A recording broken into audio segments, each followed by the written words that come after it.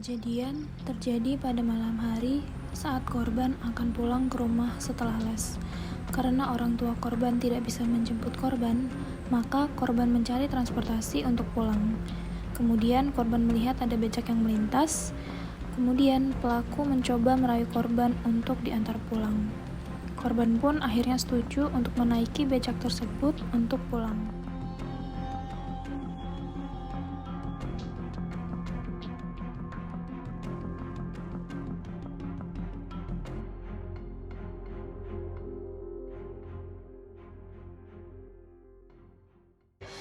Di tengah perjalanan, pelaku melakukan aksinya dan mengancam korban untuk diam.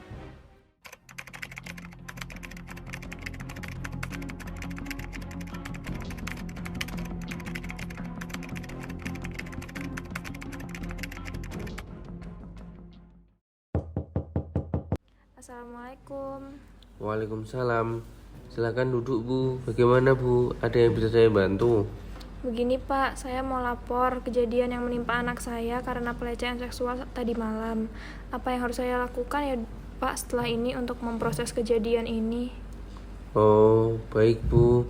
Setelah ini, saya akan membuatkan surat pengantar untuk diberikan ke RS Bayangkara agar bisa dilakukan pemeriksaan oleh dokter.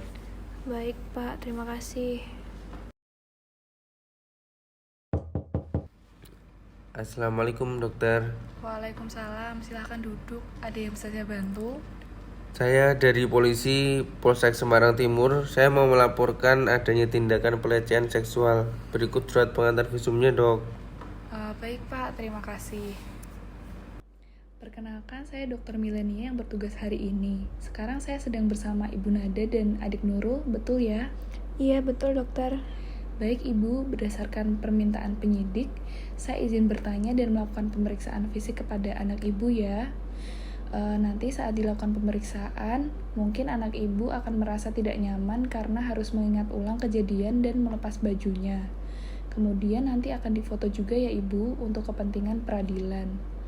Tapi Ibu tenang saja, karena pemeriksaan hari ini akan dijaga kerahasiaannya.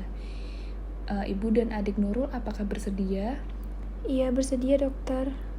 Apakah Ibu bisa menunggu di luar selagi saya melakukan pemeriksaan kepada anak Ibu? Baik dokter.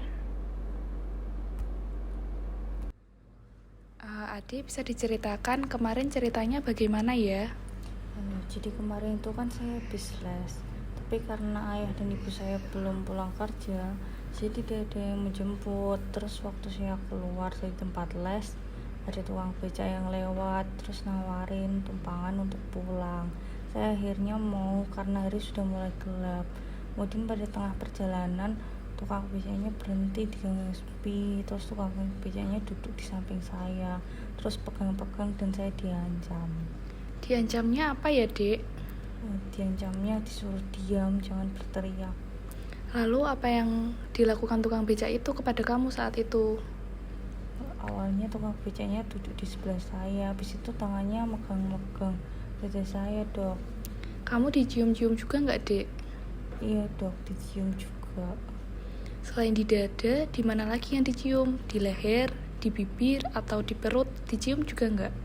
Enggak, dok. Waktu kejadian itu, kamu masih pakai baju nggak, Dek? Iya, dok, cuma kancing atasnya dilepas, celana dalamku juga dilepas. Di kemaluan juga dipegang-pegang nggak, Dek?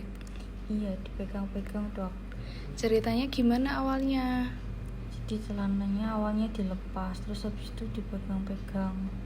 Selain dipegang, dicium juga nggak? Enggak. Terus jarinya tukang beca itu dimasukin ke kemaluan kamu nggak, Dek?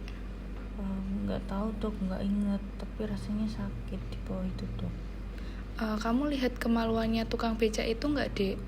Enggak, dok, tukang becanya enggak buka celana. Terus selain di kemaluan, lubang pantat kamu dipegang atau dicium atau enggak? Enggak. Terus mulut kamu dimasukin kemaluan tukang beca itu enggak, Dek? Enggak, dok. Terus selama kejadian, kamu mencoba melawan enggak, Dek? Saya enggak berani ngelawan, dokter. Saya disuruh diam, kalau enggak saya dipukul. Baik, setelah ini saya akan melakukan pemeriksaan seperti yang sudah saya katakan di awal tadi ya bersama Ibu. Apakah adik bersedia? Iya dok, saya bersedia.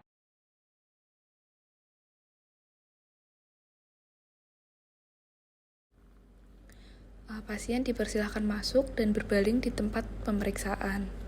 Selanjutnya dilakukan pemeriksaan umum dan pemeriksaan tanda-tanda vital. Pemeriksaan dilakukan dari ujung kepala sampai ujung kaki, bagian depan dan juga bagian belakang. Dinilai apakah ditemukan tanda-tanda kekerasan dan dilakukan pemeriksaan pada daerah sensual, yaitu pada daerah dada, mulut, alat kelamin, dan juga dubur. Kemudian pada pemeriksaan mulut tidak ditemukan adanya tanda kekerasan. Lalu dilakukan swab pada selaput lendir mulut untuk dilakukan pemeriksaan penunjang. Selanjutnya dilakukan pemeriksaan kulit pada bagian dada dan juga payudara dan tidak ditemukan adanya tanda kekerasan. Selanjutnya dilakukan pemeriksaan pada alat kelamin, apakah ditemukan adanya tanda kekerasan. Kemudian pada bagian bibir besar, bibir kecil, kelentit, kemudian dilakukan lateral traksi untuk menilai isi dari liang senggama dan juga selaput darah. Pada pemeriksaan ini ditemukan luka memar pada bibir kecil kemaluan pada arah jam 2 dan robekan selaput darah di arah jam 8 dan juga 12 yang mencapai dasar. Warnanya lebih merah dari jaringan sekitar. Kemudian dilakukan swab vagina untuk dilakukan pemeriksaan laboratorium.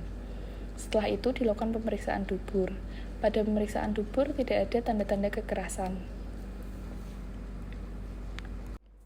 Permisi dokter, jadi bagaimana ya dok hasil pemeriksaan pada anak saya tadi?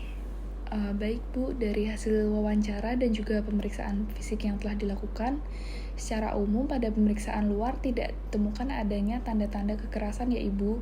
Namun pada pemeriksaan kelamin ditemukan adanya robekan selaput darah pada arah jam 8 dan juga arah jam 12. Kemudian ditemukan juga adanya luka memar pada bibir kecil kemaluan yang mengarah kepada kekerasan seksual. Namun belum bisa dibuktikan apakah ada persetubuhan atau tidak, karena masih menunggu hasil swab dan juga laboratorium.